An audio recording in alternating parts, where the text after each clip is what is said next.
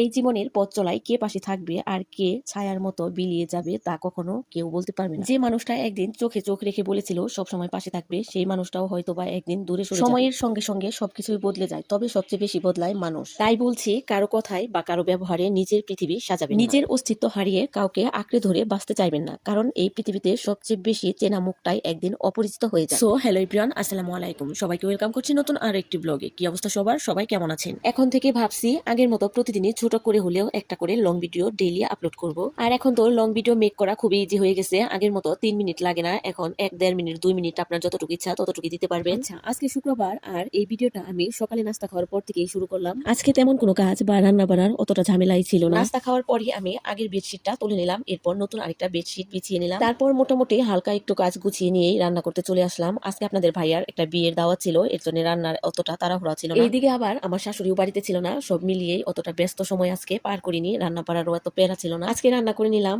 চিচিঙ্গা দিয়ে ডিম ভাজি আর হচ্ছে পুঁই শাক দিয়ে পুঁটি মাছের একটা তরকারি। পুঁই শাকটা আমি আগে একদমই খেতাম না, তবে আমার কাছে এখন আর কি পুঁই শাকের তরকারিটা ঝোল করে রান্না করলে ভীষণ ভালো লাগে ছোট মাছ দিয়ে। আমরা মেয়েরা হয়তো বা এমনই সব মানুষের কথা চিন্তা করি, বাট যখন বাড়িতে নিজে একা থাকি তার জন্য রান্না বা কোনো কিছু টাইমলি করি। মেয়েরা সত্যি নিজের সংসারটা নিজের প্রিয় মানুষগুলোকে ভীষণ ভালোবাসে, কিন্তু কয়জনে বোঝে এটা বলেন। যাই হোক, আমার রান্না মোটামুটি শেষ। এইদিকে আপনাদের ভাইয়া বলতেছিল আমার শার্টটা একটু আয়রন করে দাও। জানি না পুরা আমার সব চাইতে বিরক্তের কাজ হলো এটা, কাপড় যতই ধুই না কেন বাট আয়রন করতে একদমই ভালো লাগে না। দেখা যায় মাঝে মাঝে আমার সাথে এমন হয়, আমি কাপড় ওয়াশ করে ড্রয়ারে ঠিকই রাখি, কিন্তু আয়রন করি না। অপর দিকে পরের দিন যখন আপনাদের ভাইয়া অফিসে যাবে বা আমি স্কুলে চলে যাচ্ছি, আমার অলরেডি টাইম হয়ে গেছে, তখন সে বলবে আমার শার্ট ইস্ত্রি করে দিয়ে যাও। কি আর করার, তখন তো আয়রনটা করে দিতেই হয়, বিকজ আমি সময়ের কাজটা সময় মতো করিনি। যাই হোক, আয়রন করে তাকে শার্টটা দিয়ে দিলাম। আর এইদিকে আনাবিয়াকে আপনাদের ভাইয়াই গোসল করে জামা কাপড় পরিয়ে রেডি করে দিয়েছে, আর সে এখন বলতেছে বাবার সাথে মসজিদে যাবে নামাজ পড়তে। দিন দিন যেন তার দুষ্টমি বেড়েই চলছে। আচ্ছা, এদিকে আপনাদের ভাইয়াও চলে গেল, আর আমি না হয় ভিডিওটা এখানেই শেষ করে দিচ্ছি। ভালো থাকবেন সবাই, সবাইকে আল্লাহ হাফেজ।